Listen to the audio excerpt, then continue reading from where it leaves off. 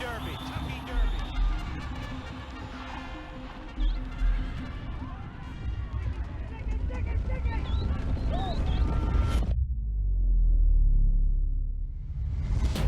Move around the turn. The leader, War Admiral, 2.5 for 3. That's what it is in the center of the racetrack. The Admiral Sloop drawing alongside again. War Emblem is still there. War Emblem, he's pulling away. He's got another gear.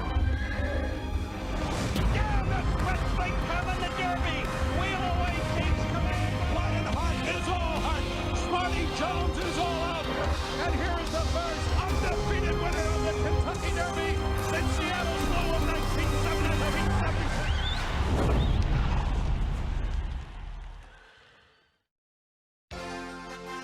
In the lane, snow is glistening. It's the work show. Are you listening? Winter wonderland that is Churchill Downs early this morning. Freezing rains, an accumulation of snow. It's April 21st. Run for the Roses is now just 10 days away, and temporarily it feels a little bit more like early February than late April. Aristides didn't have to deal with these sort of conditions. Time for the Kentucky Derby, a morning work show presented by TwinSpires.com. As you can see, we have a muddy racetrack, and that is not a misprint. It is 34 degrees in Louisville, Kentucky. It's temporary, though, expected to warm up considerably next couple of days and even warmer into next week, as we are now just 10 days away from the Run for the Roses. Let's take a look at the headlines.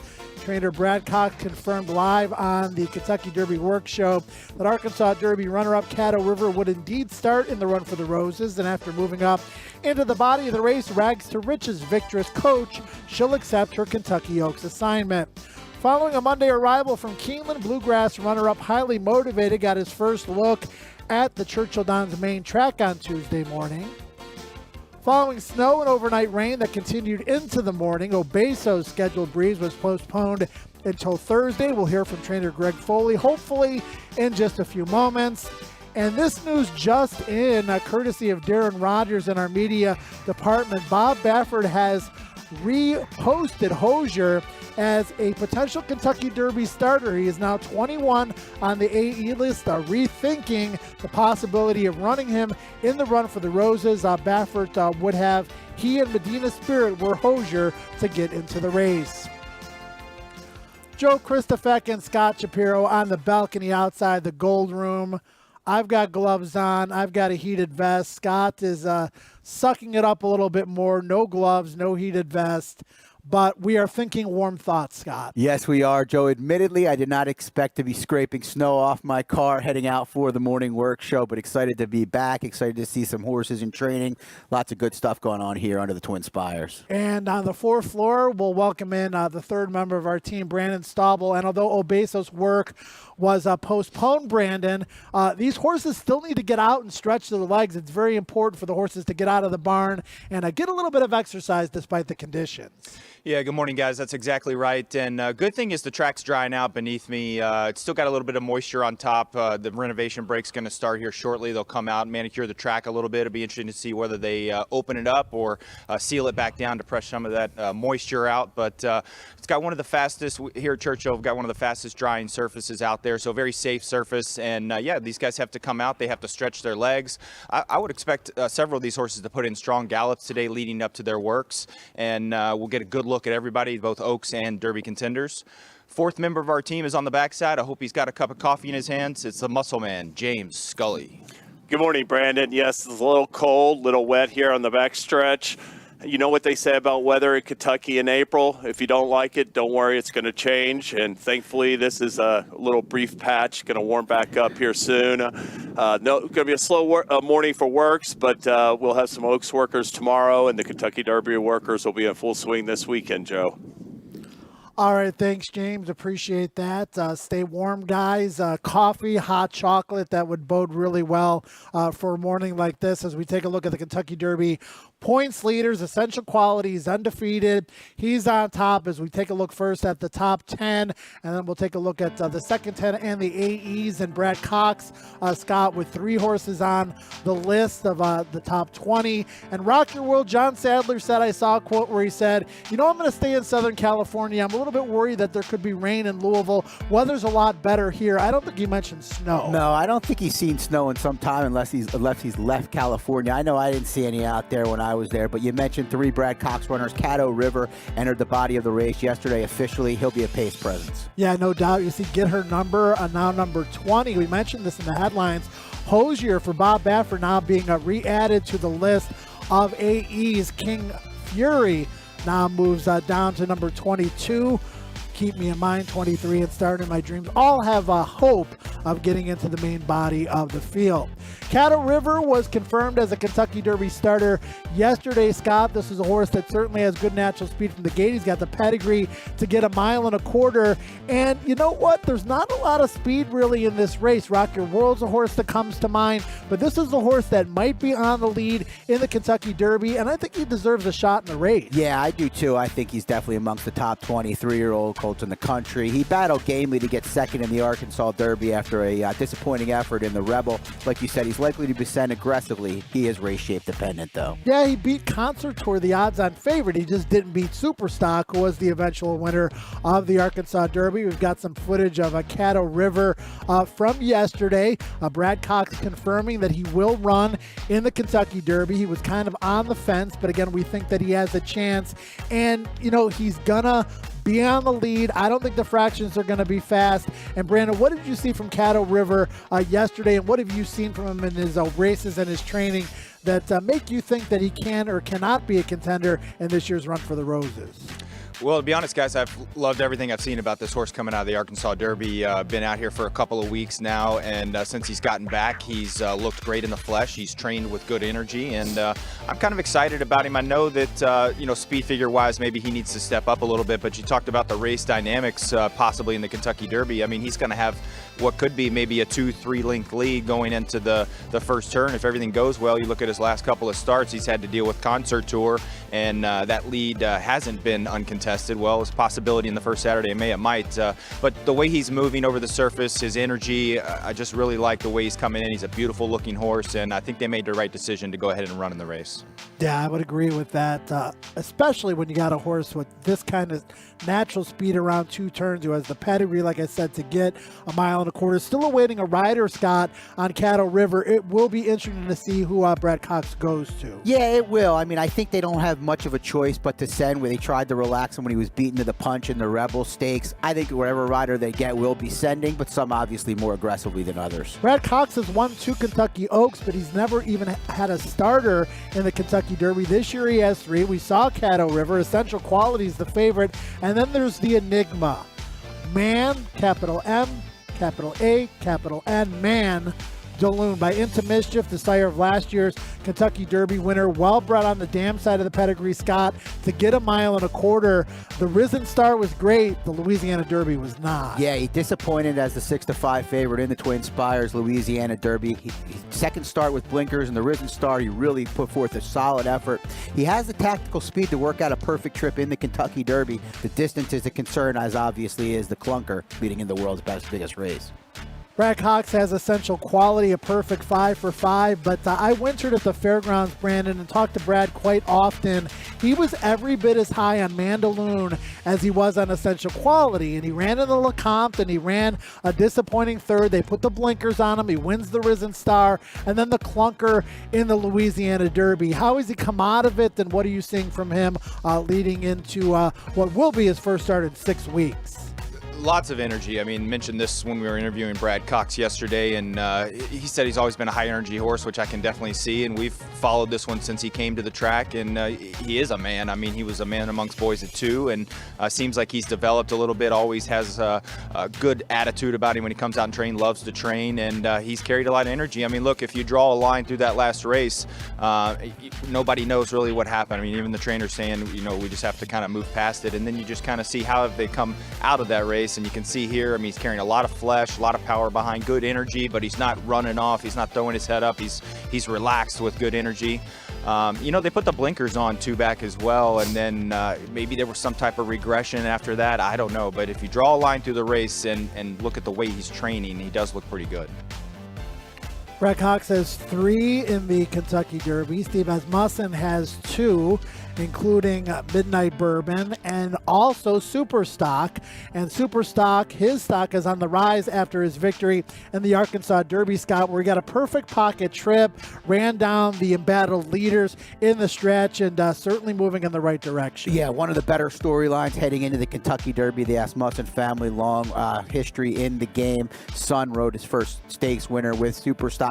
He got a perfect trip, like you mentioned. It'll be tough for him to take another step forward off of that Arkansas Derby in just 3 weeks, but Ricardo Santana Jr. is taking the call. Step forward on the sheets, on the Thorograph sheets, to a 3 last time. Another step forward, Essential Quality with a 0. Those sheet numbers are available now at Thorograph for the Derby and the Oaks Probables. You want to take a look at those. A great weapon to have in your arsenal. And Brandon, here's Superstock on the racetrack. A $70,000 buy by Dialed In, and he certainly is a horse that is a family affair for Steve Asmussen, who just glows when we talk about this horse. Yeah, we're going to have a couple of dialed ins in this race. Really hot sire right now, and he seems to come out of the race fine. I mean, you've talked to Steve earlier, and he doesn't think this horse needs to do too much, which you wouldn't think so coming back in 3 weeks. So probably just an easy, maybe even 5/8, but just very easy. Just going to kind of breeze him up to the race and get some good gallops in. But he seems to be handling himself well. I think the biggest thing, especially, kind of watching the horse train a little bit, just to keep him happy and keep him healthy, like Steve mentioned, and keep him calm. I think, those draw reins designed to kind of pull the head down a little bit and just get this horse to relax. He's got the neck bowed there and just kind of moving like you would like to see a good horse coming out of the Arkansas Derby. Superstock, they're on the racetrack yesterday. And Scott, real quickly, I mean, Superstock, an obvious contender off the Arkansas Derby win, and one of the great stories in this year's Kentucky Derby. Yeah, his son, Keith, Steve's son, Keith, got his first stakes win on Superstock. His father, Keith, a part owner. They brought this horse up back in Texas. A really good story. You could see the whole family beaming after that Arkansas Derby win. Yeah, 100%. We are pleased to be joined by trainer Greg Foley on the backstretch here at Churchill Downs. Greg, thanks for braving the conditions here. He had to call a little bit of an audible with Obesos, scheduled to work this morning. He did get out on the racetrack earlier this morning to stretch his legs. Tell us about the decision to have to move the work until tomorrow and how that maybe messes with your program a little bit. I don't think it's a big deal, Joe. He's looking at the weather all day yesterday and, kind of thought this might happen. So, but we're in good shape. Tomorrow's fine. Even, I want to check the track in the morning. I don't know how cold. It's supposed to get pretty chilly tonight. It could be a little crunchy in the morning. If it is, we may even wait till Friday. That's fine either way.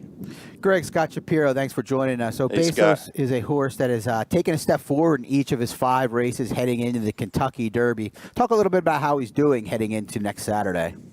Horse doing great. He's fit. He's ready to go. That's why I'm not really that worried about the works. He's just going to, we're going to let him work a little bit here tomorrow, the next day, a half out, let him gallop out a good 3/4, whatever. But he's happy. He looks great. We're ready to go. Hey, Greg, it's Brandon Staubel up here on the 4th floor. Hey, how are you doing? Good, man. Let's talk about that last work. I was out here for it. Kind of went easy to the wire, but I was really impressed with the gallop out around the turn. And, he showed us that kick and especially galloping out to the backside. Can you just talk about maybe the mental aspect with this horse? Has he always been kind of a smart horse when he came into the barn, or did you have to kind of show him the ropes a little bit? He's a very intelligent horse. And when he first came in about this time last year, he kind of looked around a lot. You see him galloping the blinkers all the time, and those went on him pretty early because he wanted to. When he didn't have them on, he wanted to look around and duck around, dive and stuff. Not anything bad, but he was just much better with the blinkers. And he was just kind of a big kid there early, and it took him a little while to grow up and get going the right way. But other than that, he's really smart horse. He does nothing wrong, and he's just easy horse to train. Knock on wood, he's been very sound the whole way, and just keep him out of the way. That's all. Greg, you've talked about his progression as a young horse in his training. Talk about his progression in his races. He had some eye-popping victories around one turn, sprinting at fairgrounds. You give him a shot in the Risen Star. Kind of runs an even fourth that particular day. But, man, did he step up in the Louisiana Derby, finished with authority, almost got second, wound up having to settle for third. Talk about that progression, and then talk a little bit about Marcelino Pedrosa. From my perspective, I love the fact that you're keeping Marcelino on his first Kentucky Derby mount. I'm sure your phone was ringing off the hook from jockey agents trying to get this mount, a very live mount in the Kentucky Derby. So talk about his progression at the fairgrounds and then talk a little bit about Marcelino. Okay.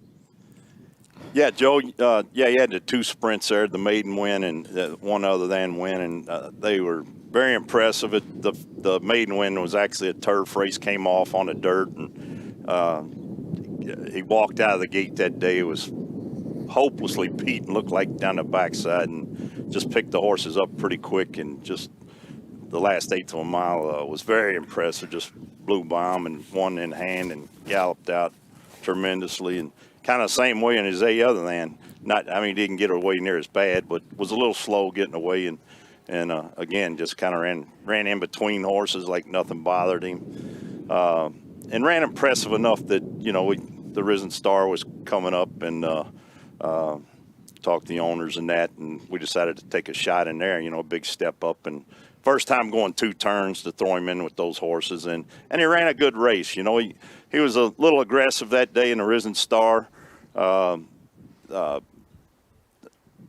he laid up a little closer, and even coming over that day, he got a little worked up. It got dark. It was, he's kind of looking at the lights, and that night they ran a race really late.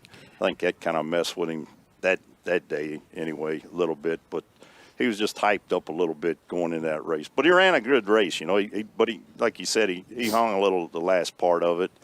And then, in my mind, and it had you thinking, that was maybe it, kind of back up and regroup and do something else. If you didn't know if he wanted to go the distance as far as the Louisiana Derby or not. But he came out of the race great, and he trained really good the next couple of weeks. And we had to make a rider change if we were thinking about the Louisiana Derby. And I had Marcelino come by and work him. And he worked the horse, and he galloped out unbelievable that day. And he said, this horse got no problem going long. And anyway, we decided to go ahead and run in the Derby, Louisiana Derby. And we just the only thing I told Marcelino, just get him relaxed.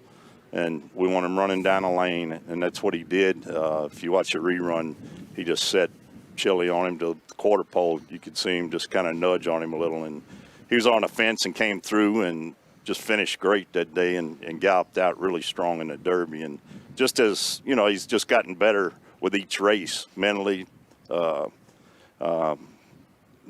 so than maybe physically. He's a good-looking colt, and like I said before, sound and all that. And about Marcelino, that I think it worked out great with him, to get him, I picked him up. Brian Hernandez had rode him the first 2 times and wound up riding something else in the Risen Star in the Louisiana Derby. So we wound up with Marcelino, and he was just very confident that the horse would run long, and he was right. And he loves the horse, and even his last work here that Brandon was talking about, we just wanted to get a nice work in him and a good gallop out, and which he did. And the first thing he said coming off the track, he said this horse just gets better each time he gets on it. He's just beaming, Marcelino was, and I'm confident in him. He's a good young rider, and he deserves to ride the horse. All right, thanks, Greg. We really appreciate your time. Go get warm. Looking forward to Obesos' work, whether it be tomorrow or Friday, and we're rooting for you, buddy. Good luck, All Greg. right, guys. Thanks. Trainer Greg Foley, we've got social media questions for all of you to ask and us to hopefully answer during the course of the show, whether you're watching us on Twitter, Facebook, or YouTube. Send us those social media questions. We'll get to as many of them as possible. Soup and Sandwich, he certainly makes a full meal. And we're going to see some GoPro footage with Soup and Sandwich, the Mark Casse trainee, and a whole lot more right after this. The 147th Kentucky Derby is almost here, and Twin Spires players can take advantage of our Kentucky Derby money-back offer all week long. Place a win bet on any Churchill Downs race during Derby week, including Saturday's Run for the Roses, and if your horse finishes second or third, you'll get your money back. Plus, if you are looking for help to find a winner or two, check out our expert picks available on the app for every race. Twin Spires, bet dedicated.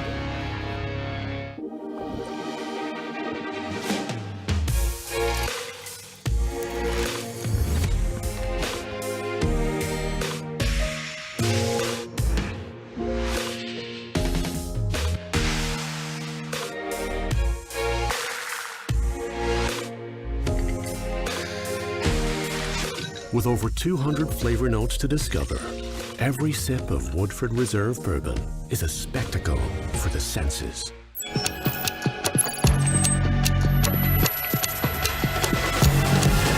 computing outside. Classic Empire head-to-head down the line. Cloud computing wins the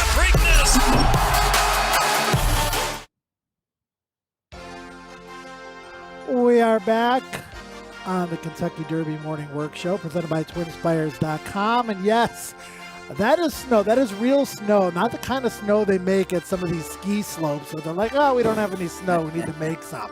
That's real snow here at Churchill Downs.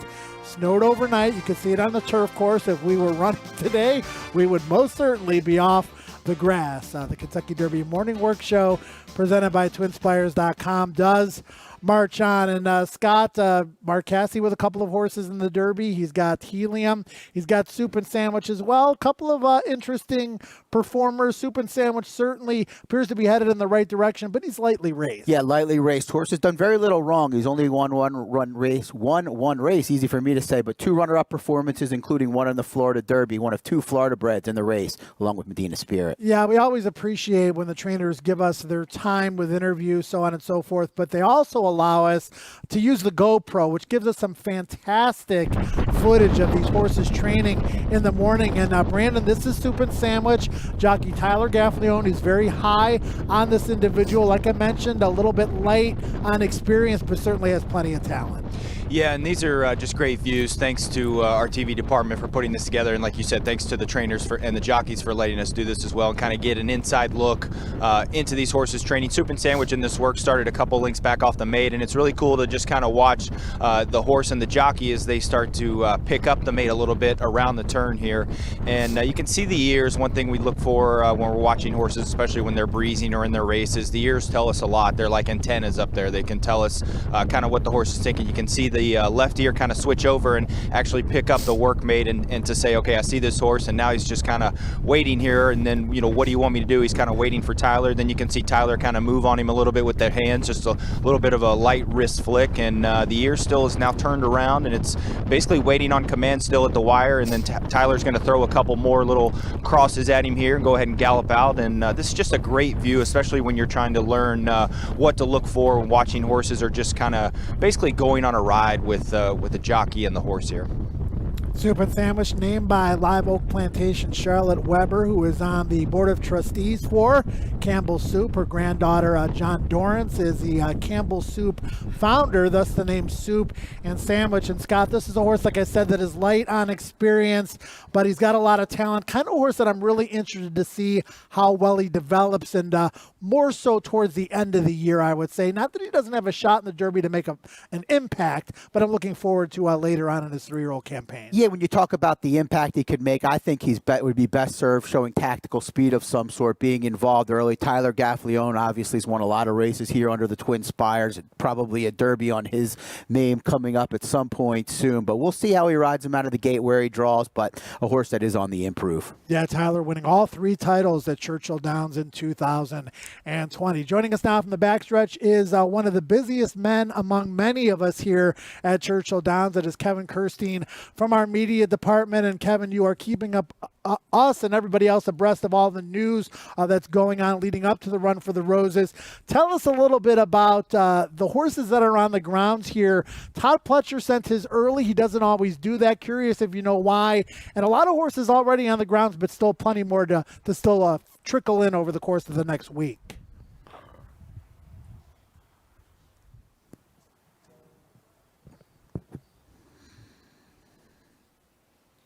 We're having some audio issues with Kevin. Hopefully we can get that sorted out here in the next little bit. And if we do, we will go back to him because he's got some important information to share with us. But Scott, like I mentioned, Todd Pletcher's got 4 here. He came early. It's interesting to see that where you've got some of the horses in California that still haven't arrived. If I was in California, based on what we're seeing today, I wouldn't want to leave either. I would not either as well, but it is interesting. Looking forward to hopefully hearing why the Pletcher horses did arrive early, 4 of them. I know he was up at Keelan watching some of his horses last week. We spoke to him on Inside Churchill Downs, but Dynamic One, the one I'm most interested in, but he looked like he might not have any runners, Joe. Then all of a sudden 4. So a great end to the prep season for one Todd Pletcher. You know, and each horse is an individual too. So some horses, you know, can run off the van or off the plane and not have a whole lot of acclimation time and still do well. Others need to kind of adjust to their surroundings, and I think it's an advantage to get here early if you can. But like the horses in California, they have the advantage of training over a fast track and being at home for as long as possible. Yeah, and definitely the Pletcher horses hadn't run over this racetrack. I believe all 4 of them, it'll be new, so I think that would be an advantage. Some of the other horses, this is kind of their home turf, so they've been here before. I'm not sure. I'm not a trainer, of course, but I would think, like you said, an advantage to get here a little earlier if possible. Now, highly motivated, was in New York. He went to Keeneland. He ran in the Bluegrass a very good second, and then he came here to Churchill early as well. Also arriving at Churchill early was his trainer, Chad Brown. Let's find out what he thinks about a horse that he's very highly motivated about. Our horse, he got a really good trip. You know, he got to go to the lead. He saved all the ground, being right on the rail the whole way, and you know, he set strong fractions, but they weren't, you know, ridiculous by any means. And, you know, he just got nailed at the wire there. That being said, you know, I'd like to see this horse, you know, it's the first time he's ever been on the lead in a race too. So I do think he's more effective with a target. What I'm hoping for is more pace in the Derby where he can be close but following somebody.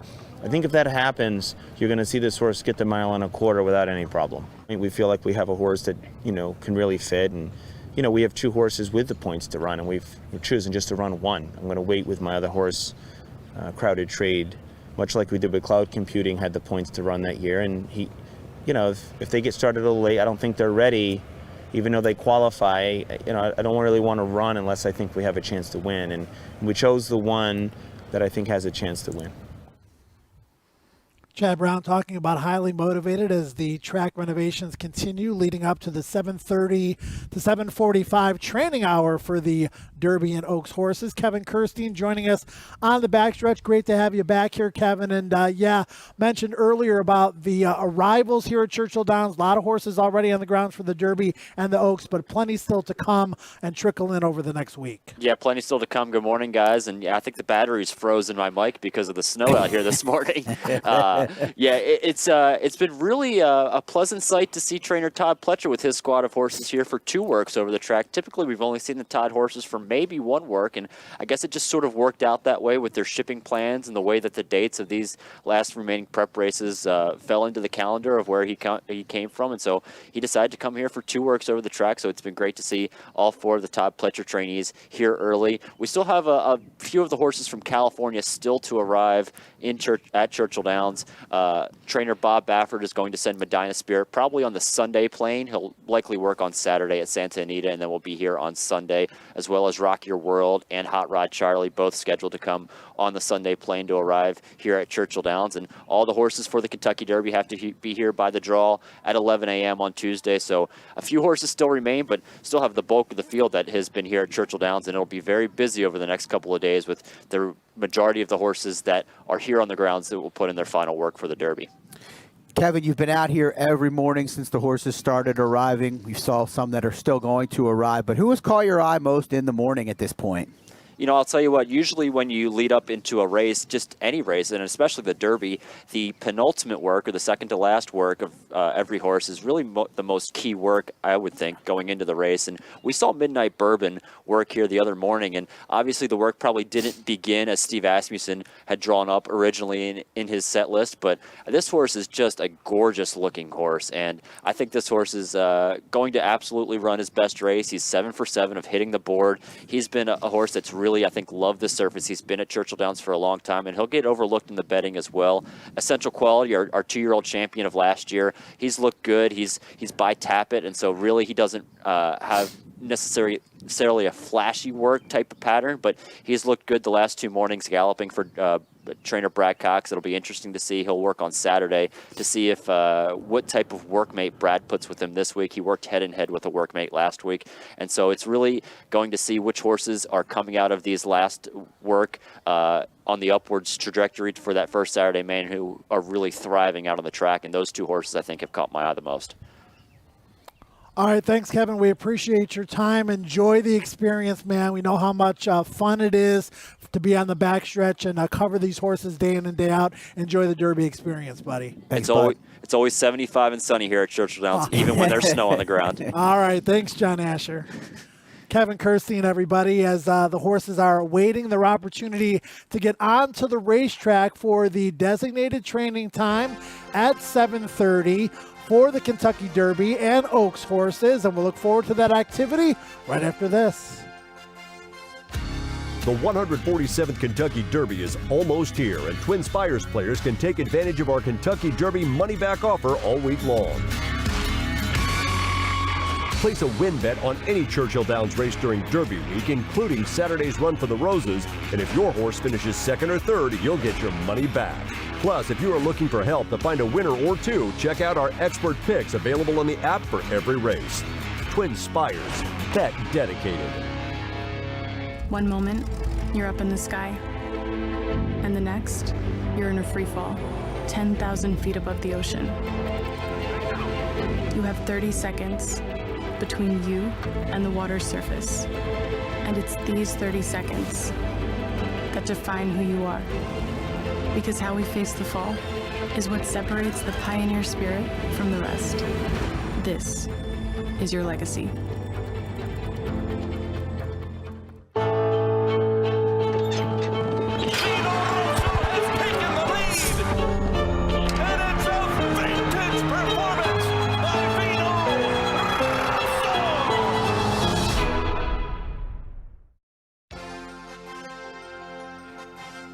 Caddo River says, yes, I'm going to run in the Kentucky Derby after the news that Brad Cox broke yesterday, and he's waiting his opportunity to get out onto the racetrack, just kind of taking everything in. You can see he's a very heady individual, just watching what's going on around him as he waits his opportunity to get onto the racetrack for the designated training time for the Kentucky Derby and Oaks contenders. That's Caddo River, one of 3 for trainer Brad Cox. And, Scott, we know the Caddo River is in. It's nice to know that several days before the draw. Talk about all this advanced handicapping that we do. We watch the races live, watching replays. We mentioned, not only the Brisnet speed figures, which we love, but the Thorograph numbers, and really diving into those and looking for some patterns. But this is what it's all about, man, kind of putting the finishing touches on the information that we already have with the training that we're going to see. Yeah, Caddo River's run fast enough to be competitive in here, but like you said, what's really cool about him running, not only is other than for his connections and for himself, is the fact that we know there's going to be pace in the race. Some years the pace is a little bit murky. This year with a horse like Caddo River, Rock Your World, these horses we know there should at least be an honest pace, Joe, assuming everybody gets out of the gate in good order. Only one of 4 horses in this year's field with a previous win at Churchill Downs, joining Essential Quality, Mandaloun, and Hidden Stash. Actually, King Fury and Keep Me in Mind fit in that category on the also eligible list, as well as we see the pink saddle towel. That means that we have a Kentucky Oaks contender, and it's Milfoy. This one trained by Belmont. Joel Rosario will be aboard. And Scott, this horse was second best behind Crazy Beautiful at Gulfstream last out. Man, like so many of the Oaks contenders, she's got the pedigree to be a really good one, but pedigree only takes you so far. She sure does. The distance should not be an issue. She'll be making her third start of the form cycle for Belmont, the Juddmonte Farms homebred. Ran a good second. I wasn't crazy about the group in the Gulfstream Park Oaks going into the race, but the top two ran very well. Crazy Beautiful, Milfew. I think she's a player, at least underneath at the very least, Joe. Yeah, she seems to be headed in the right direction. If we have James, just any comments about this year's Oaks in general? Milfoy, one of the horses that certainly has the pedigree, like I mentioned, to be good, and she seems to be improving. James, some of your early Oaks thoughts. Yeah, no doubt. And, like you guys referenced, she comes out of a pretty solid effort. I am a little bit thinking, though, that the fillies to beat in the Oaks are top two from the Fairgrounds Oaks, Travel Column and Clairiere, and the top two from the Ashland, Malathat, who just came on the track, and Pass the Champagne. Brandon, known agenda that worked the other day. I know you weren't overly impressed by it. I wasn't either. What are you looking from him to see from him in the coming days to kind of put him back on your radar as a top contender? Because he couldn't have looked any more impressive than he did in the Florida Derby. Yeah, without being around this horse 24/7. I mean, I don't want to hold anything too much against him, but like I said, coming in with those credentials, I would have liked to have seen a little better breeze from him. But this is kind of what I want to see here. I mean, I want to see good energy coming out of the work. You can see the blinkers are not on. He's got the ears pricked, so they're just something to gallop out here to keep him relaxed and just keep him happy and healthy. But this is what you want to see coming out of the work. You don't want him to see him coming out and not showing a lot of energy and kind of acting a fool out here. So just getting a good gallop in here today, and I just want to see more of this. And honestly, I know it's only going to be the last work, and typically you're not going to do a whole lot, but I want to see, as far as my eyes are concerned, I want to see something a little better in his final work. Florida Derby has been a key prep, Scott, leading into the Kentucky Derby. And Todd Pletcher has started more horses in the race than anybody. This is the best, at least on paper, of his four. Your thoughts on Known Agenda? Yeah, I think he's the likeliest winner. However, price will dictate. I prefer the value that Dynamic One will enter. But you mentioned the Florida Derby. That was the second time he wore blinkers, and the blinkers really have made a big difference. I like the fact that he should have no problem getting the distance. A little concerned that he didn't finish straight in that Florida Derby despite the perfect trip and the big effort. We'll see. I'm not overly high on Known Agenda. I expect him to be the second or third choice. James, Irad Ortiz Jr. has won the last 3 Eclipse Awards, and for my money, he's the best rider in the country. Joel Rosario, obviously a lot of other great riders. Irad's going to win a Derby. He's only had 4 chances so far. But your thoughts on not only Known Agenda, but, Irad and where he might be positioned in the race? Yeah, and Scott referenced it. The blinkers in his last 2 starts, I thought, enabled Known Agenda to sit closer to the pace, Joe. And I think that's the ideal position for him. He wants to be inside the top 10 in the early going, either in that second, third flight behind the early leaders. He's by Kerwin. Kerwin finished third to Street Sense and Heartspun in 2007 Derby.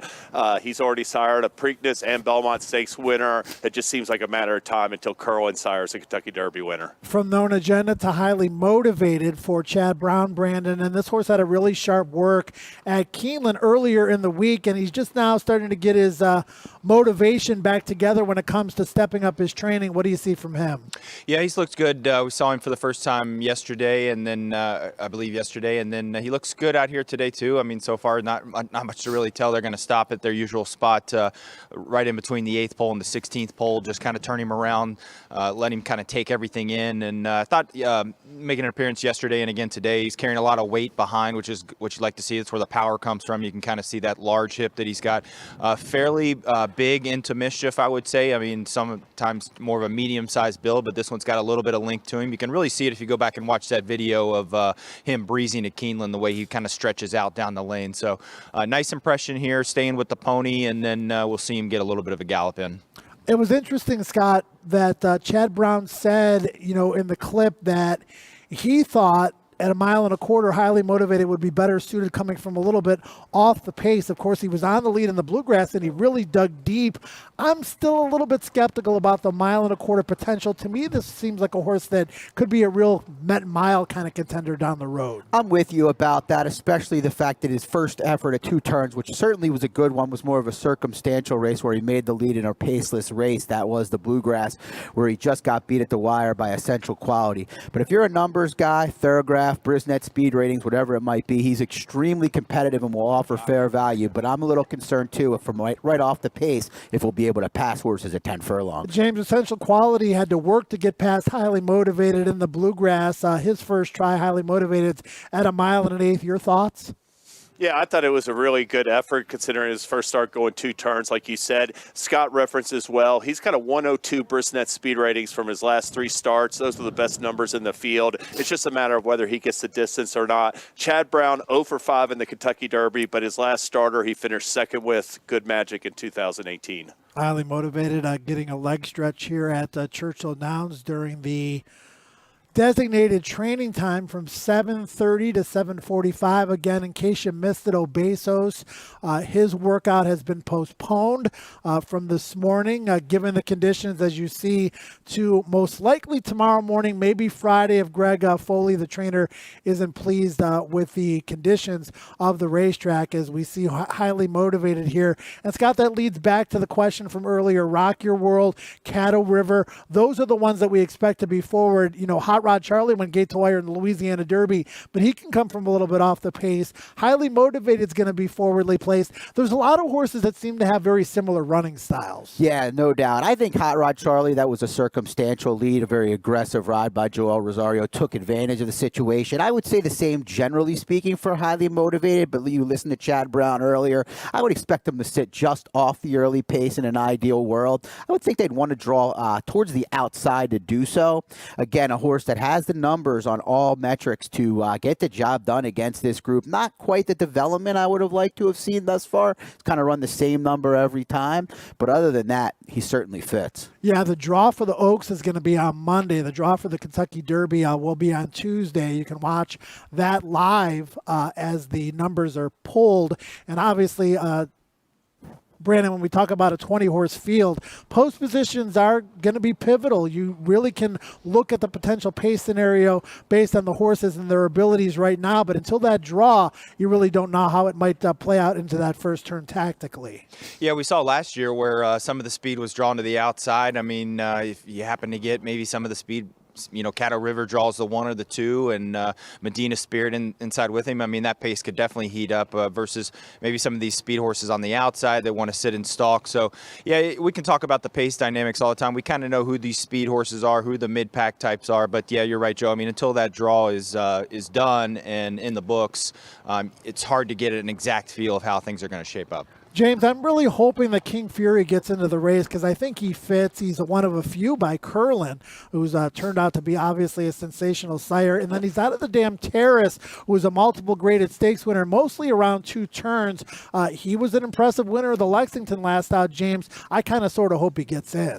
Yeah, and he even was an impressive winner of the Street Sense Stakes here at Churchill Downs last fall. You're right about that move by King Fury in the Lexington. Really a bold rally on the far turn. A lot of times that's where the Kentucky Derby is determined, and he's shown that ability to corner really well. It was on an off track, and it was at 1 mile and a 16th, but he's got the pedigree to go long. Kenny McPeak trains him. Kenny McPeak finished second with his first Kentucky Derby starter, Tejana run in 1995. Kenny McPeak does not have a Kentucky Derby win. He does not have a Kentucky Oaks win either. He's got Crazy Beautiful in the Oaks this year. He's been the runner-up, Scott, in the Kentucky Oaks 3 different times. Talk about a guy that maximizes his horse flesh. He sure does, and he brings in this son of Curlin in his second start of the form cycle if he does draw into the body of the race. That was a very impressive career best 95 Brisnet speed rating off the bench in the Lexington. He's won 2 of 3 at Churchill Downs. It looks like that's his regular rider, Brian Hernandez Jr., on him now. He knows how to navigate made things around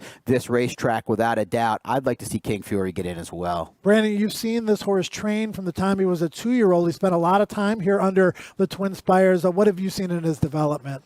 Yeah, I mean, I hope he gets in too, to be honest. He's doing so well right now. You can see those ear spricks coming around the turn. Brian pulling what he did last year with our collector, getting on the horse a little bit. He's, letting him run around the turn a little bit in here. Very aggressive gallop, and he's just feeling good. And how about a horse, too, that's never run in a sprint race? All of his races have been 2 turns, and this horse appears to be thriving.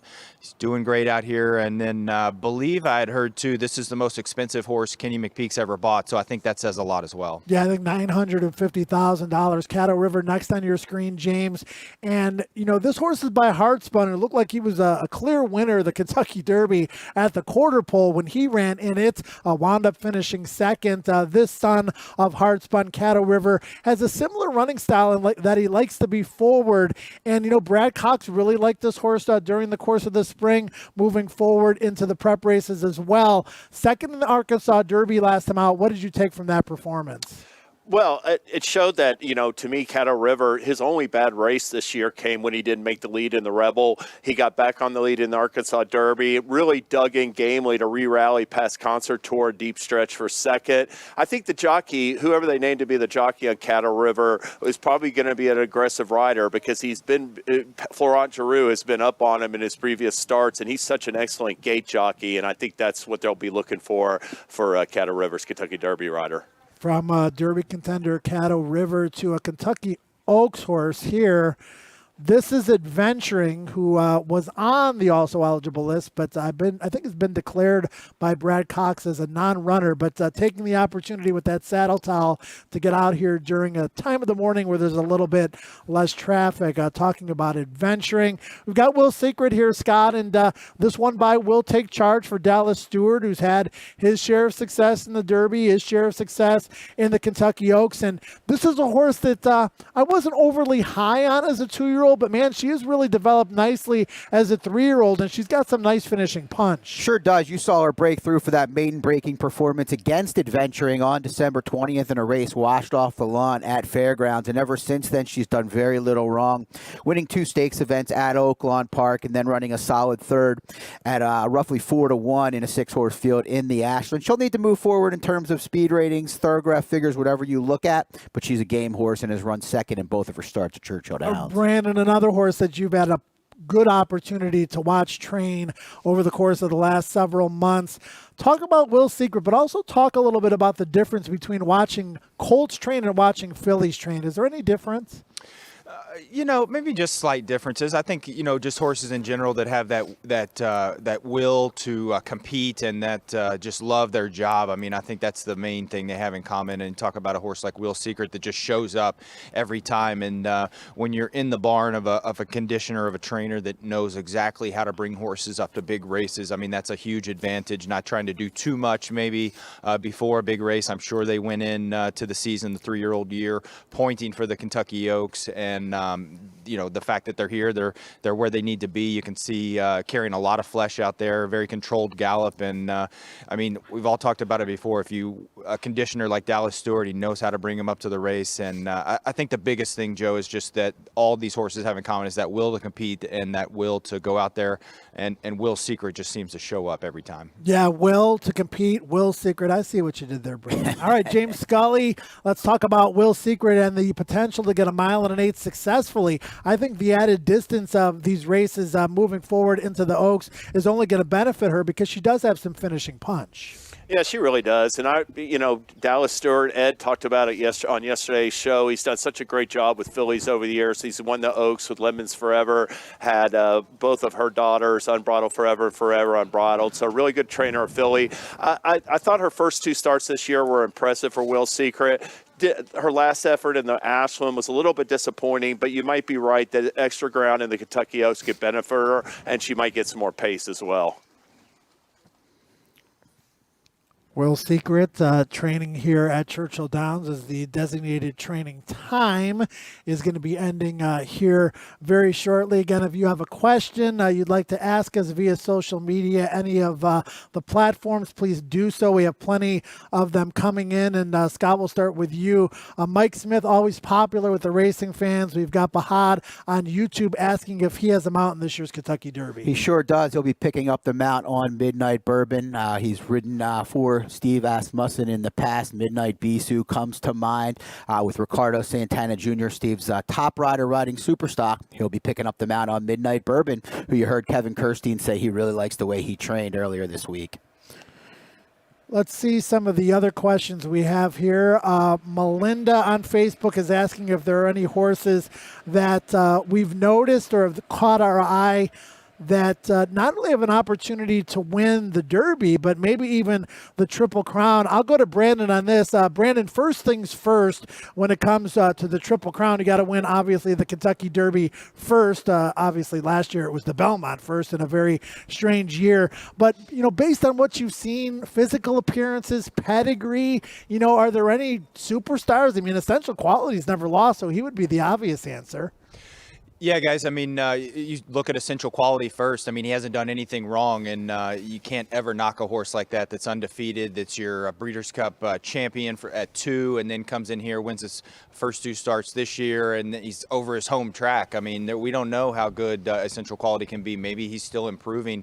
Tappett's still looking for the first Kentucky Derby. So lots to like. The pedigree, the trainer. I mean, the fact this horse breezed really well with an older horse the other day, with a strong last quarter. So it might just be the fact that maybe he's not a flashy workhorse, but maybe the fact that, he just gets it done. And I mean, you love horses like that. You can see him on the screen in here, and this is from this morning, and he just comes to the track. Very workmanlike. He's not a flashy breezer. He's not a flashy, he can be sometimes, but he just kind of gets the job done. And you can see him this morning, even though the track was sealed and sloppy this morning, he's getting his work in. He still gets over the surface well. He's a bigger body horse, but then you see he doesn't really sink into the ground. He still kind of moves very efficiently over it. So, I would say as far as Triple Crown goes, I don't see any American Pharaohs in here, no Justifies, but not to say that Essential Quality is just a horse that just gets the job done every time.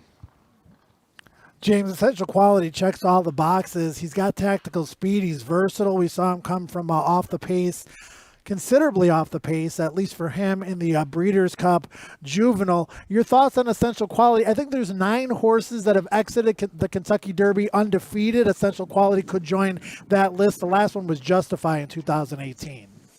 Yes, and Brandon mentioned being by Tappet, a 3-time leading sire. I just think, he's gonna. It would be a fitting if Essential Quality gave us a sire his first Kentucky Derby winner. You did reference Tripp. I think he's been able to sit within striking range in 4 of his 5 wins. The lone time he did was the Breeders' Cup Juvenile. I do think that performance is a little bit more workmanlike visually. Perhaps some people thought he might be vulnerable coming into his 3-year-old season after that, but he's done everything right in 2 starts. It took a lot of hard and effort to run down highly motivated in the Bluegrass Stakes. So if there is a Triple Crown candidate this year, it would be Essential Quality. Scott, quick final thought on Essential Quality? Yeah, I mean, his versatility is his major asset. He's obviously classy and fast, but his versatility is why he's 5 for 5. We love our bourbon here in Kentucky. We've got Midnight Bourbon. We've also got Bourbonic. I'm sure that's going to be an exacta box on a lot of people's tickets. And this horse lit up the tote board, Scott, in the Wood Memorial. And to me, I mean, they went 154. I think it was kind of an optical illusion with the way this horse won from off the pace. And then people are talking about the gallop out. But when everybody's stopping, of course, a horse like this who has the momentum is going to gallop out in front. This is a former maiden $50,000 claimer, not one that I'm going to be using prominently, despite the fact that he's trained by Todd Pletcher. Yeah, I mean, he's got a couple things going for him. He's definitely bred to get the distance. He's taken steps forward. We talk about known agenda, getting the blinkers and moving forward. This one has taken a significant step forward since getting the blinkers in that maiden claiming effort at Aqueduct in early December. But he's up against it. He'll have to get better. But it is cool to see Kendrick Carmouche get a shot. And Brandon, these deep closers like this, they're not going to wow you in the mornings. We saw Bourbonic work the other day, was unimpressive, but then again, that's his running style. He's not going to go out there and, fire bullets. What are your thoughts on Bourbonic? And I've heard also we have Sainthood out on the racetrack. I thought Sainthood in particular has trained pretty well. Yeah, and you alluded to the fact this one was in for a maiden claiming $50,000 tag, so maybe a lot of that had to do with the training, from what we've seen so far. Not a flashy workhorse, so not sure how much ability this one had. I'm sure the connections are glad they didn't lose him that day. I wanted to see more in the work. I mean, from that last work, Dynamic One just was much the best in there. And I think it's pretty interesting, too. I mean, I have liked the energy that Bourbonic has showed, just going around to Galloper right there. Like the energy he's shown come out of the work. I think he's shown a little more energy maybe out of the work, so that's a good thing. But it is interesting to note that Bourbonic and I believe Dynamic One worked together last time. Todd may be switching it up. He's done this in the past. Known Agenda and Dynamic One have been coming out together now, and then these two, Sainthood and Bourbonic, have been coming out together. So I wouldn't be surprised in the next work if we see different workmates. All right, I believe we have Sainthood out on the racetrack as well. Hopefully we can get a shot of him because I think he's a little bit intriguing, James Sainthood, in the fact that, he broke his maiden on dirt at Fairgrounds, was kind of all out to do so against the hanger who still has not won yet, and then ran in the Jeff Ruby Stakes at Turfway and ran a really strong late closing second. Unlike the King, though, Sainthood has shown an ability to run on the main track. So just your thoughts on Sainthood, who we saw on the main track just moments ago. Yeah, he was arguably best in that Jeff Ruby Stakes. Sainthood was. He got really interfered with a way by rival in the stretch. Lost his momentum when he got it back. He came flying late to be beaten a length. His inexperience is a concern. I thought in that Fairgrounds maiden race he showed signs of immaturity, waiting on horses. He got trouble in his lone stakes attempt. It's hard for me to envision such a lightly raced horse handling all the traffic and such. But he could be a really nice horse down the road for Pletcher. Sainthood could be. Wintering at the Fairgrounds, Scott, I saw Sainthood show up on the Risen Star card when Todd Pletcher didn't have a horse in the Risen Star. And I'm like, what is this horse doing here? He wins the maiden race, wasn't overly impressive in doing so. And I'm thinking, okay, if he wins this race impressively, he's going to go in the Louisiana Derby. They're like, the Louisiana Derby's got to be too tough for him. They go to the Jeff Ruby Stakes. He shows a new dimension and runs very well. He did. And he also showed that he can handle issues, a problematic trip that day, which is handling adversity. There's a good chance you're going to have some form of adversity in the Kentucky Derby 20-horse field. I like that he showed that. Clearly, he has to get faster to win. He's another horse, though, that could sit right off that early pace, Joe. Todd Pletcher is a Hall of Fame nominee, and obviously we will all be absolutely shocked if in his first possibility of being elected, he's not, because he certainly deserves it. 4 horses in this year's Kentucky Derby, Brandon. He's going to have 59 starters in the Kentucky Derby, far and away the leader. He's got more starters, Brandon, in the Kentucky Derby than he has actual years in his age. Been able to do. It's amazing, to be honest. It's just goes to show the program that he was brought up on under Wayne Lucas, and a lot of those guys have gone on to success. But you really have to be a great manager to have strings at different tracks to find spots for these horses, and then to get them in here and then kind of orchestrate. I alluded to the fact earlier.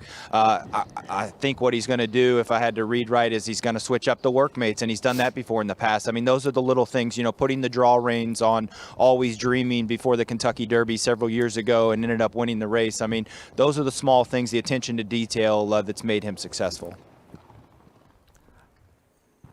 There you see Sainthood on the racetrack as he's kind of sort of taking it all in, and the rider doing his best to just manage Sainthood out there as we take a look at the crowd here, braving the cold weather. And this is an experience that if you're in the local area that you have the benefit of enjoying, being able to come out here and take a look at these horses. Superstock at the gate, Brandon. I want to go back to you, talk a little bit about the schooling process. Yeah, so you'll see a lot of trainers go to the gate. They'll pick a day. Maybe it's a bad day like this where the track's a little muddy, or maybe it's just a planned day. And that actually looks like that's in the, I believe that's the 20-horse starting gate in the chute. So that looks like our brand new gate that was in place last year. Take them to the gate, just go through that process, get the staff at the gate, the assistant starters, familiar with the horse again, and just take him in and out and just go through that whole experience. So, that's one thing that barn in particular does really well, is having their horses schooled and very well prepared mentally, so they don't on race day these things don't just kind of pop out of nowhere. Obviously, this is a little bit different situation. They've been there before, but you still want to take them in. I mean, no one horse is getting nervous in the gate because races can be won and lost at the gate. Obviously, the Kentucky Derby, you don't want to break slow. So getting them familiar, you can see Scott Blasi there, and I believe behind them, Steve Asmussen on the pony, and just take them to the gate and once again, just get acclimated, back them in and out, throw some different things at them. But it's the mental process, that preparation, the attention to detail that I alluded to with Todd Pletcher. James, let's talk about the 20-horse starting gate implemented last year. Obviously, it's the most important horse race, arguably, in the world, certainly in the United States. We want the cleanest trip, the fairest run. 20-horse starting gate certainly contributes to that. Absolutely. I mean, there was a gap between post 14 and 15 in the old with the auxiliary gate before.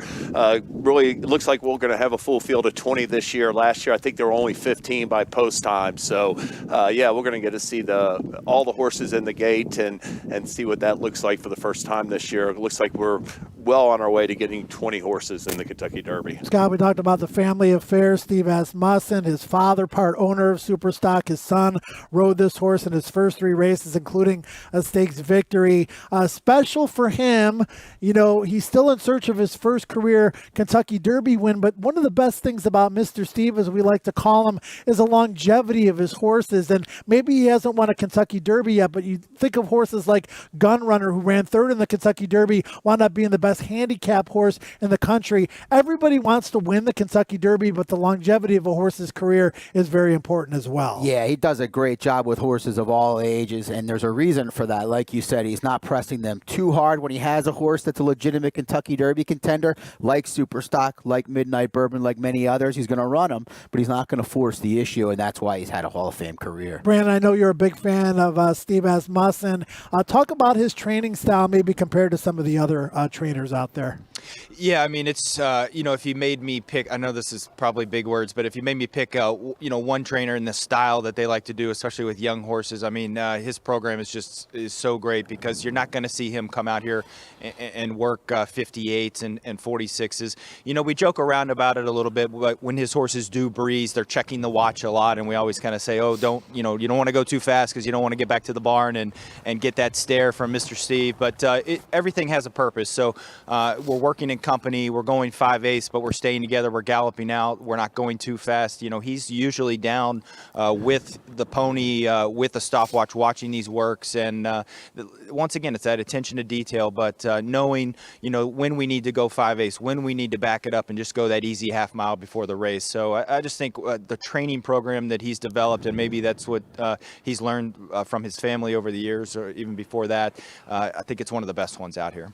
He also has a couple of horses in the Kentucky Oaks, does Steve Asmussen, and Clairiere, James, who I absolutely love. I am going to be keying a lot of Kentucky Oaks, Kentucky Derby doubles with Clairiere in the Oaks moving forward to the Derby. But he also has this very well-bred filly, the very progressive Pauline's Pearl, who has gotten better with every start seemingly. Yes, and really came on with a sharp win in her last start. Yeah, completely different contrast. Clairiere showed really good class at age 2, finishing second in the Goldenrod and breaking her maiden at Churchill. Pauline's Pearl's more of a late blossoming type filly, adding more depth to what should be a dynamite Kentucky Oaks field, Joe. I wasn't overly impressed, Scott, with Pauline's Pearl at the fairgrounds. It took a little while to break her maiden. She's progressed nicely, but I would say that I'm still a little bit skeptical about the company she's faced in some of these stakes races. Yeah, she's coming in flying a little under the radar for the reasons you mentioned, but she did post a career best thoroughgraph figure in Brisnet speed rating in the Fantasy. The Fantasy last year won by Swiss Skydiver, the champion 3-year-old filly. And Steve Asmussen knows how to win this race. He's done so twice, 2005 with Summerly and 2014 with Untappable.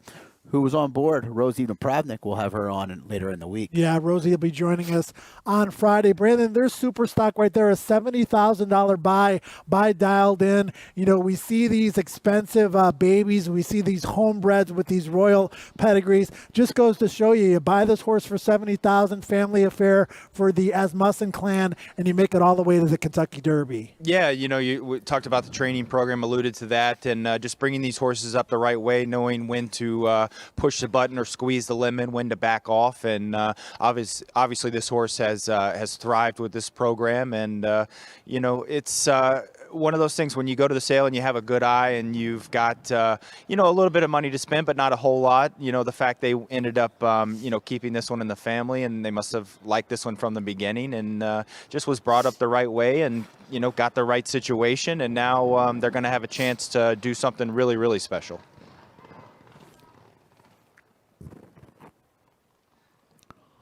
We've got some great offers at Twin Spires leading into and through Kentucky Derby Week, including the money back offer. And you definitely want to go to twinspires.com and the Twin Spires app to opt into these offers, Scott. We've got the expert picks as well. The Kentucky Derby leaderboard was a fantastic promotion. But that's one of the great things that Twin Spires does is they provide these offers to new and existing players. This money back offer is a really good one. Plenty of great promotions coming up for Kentucky Derby Week, but this one's a great one, Joe. All week long, every race, you get your money back for second or third. For me, a great opportunity to take a chance with a price. Then you can get your money back if they disappoint you. Man, I bet to win. I don't win, but at least I get $10 at least back into my account, which gives you, like we like to call it, ammunition to make bets down the road. It was a chilly morning, but as the morning work show ends, the sun decides to surface. Scott, that feels kind of good right on my face. It was memorable for the reasons of the weather, but also for the horses we saw, the great interviews we have. Always love coming out here. Look forward to a warmer day, though, tomorrow.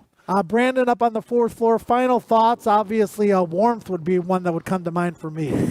Yeah, as you can see, I'm kind of blinded by the light here now. The sun is shining. The track will be drying out later. Greg Foley mentioned earlier, you know, let's see how the track is in the morning. It could be a little crunchy. He may postpone the work again. It'll be interesting to see what they do. Also, it's just nice to see a lot of horses come out here and get their gallops in. King Fury with a really nice gallop. And, you know, the action's going to pick up. I mean, excited to have Rosie on board this weekend, and looking forward to some big-time works. James, what did you see today, and any thoughts closing out the show? Yeah, I agree. I thought King Fury looked good out on the track. My first chance to see him this morning. I was also glad to see Midnight Bourbon after that bullet work and that little way he acted up at the barn area, come back out, make a good appearance this morning. Look forward to fast conditions and the workouts to come in this weekend, Joe. Well, thanks, Brandon, and thanks, James. For Scott Shapiro, I'm Joe Christofek. Once again, enjoying a chilly but exciting Kentucky Derby morning work show. As Brandon alluded to, some heavy action coming up later this week, Friday and Saturday. A lot of the final Kentucky Derby and Oaks works leading into next week. The Oaks draw on Monday and the Kentucky Derby draw on Tuesday. We are back tomorrow, Thursday, on the Kentucky Derby morning work show. Hope you can join us. We are now just 10 days away from the Run for the Roses presented by Woodford Reserve. Have a great remainder of your day, everybody.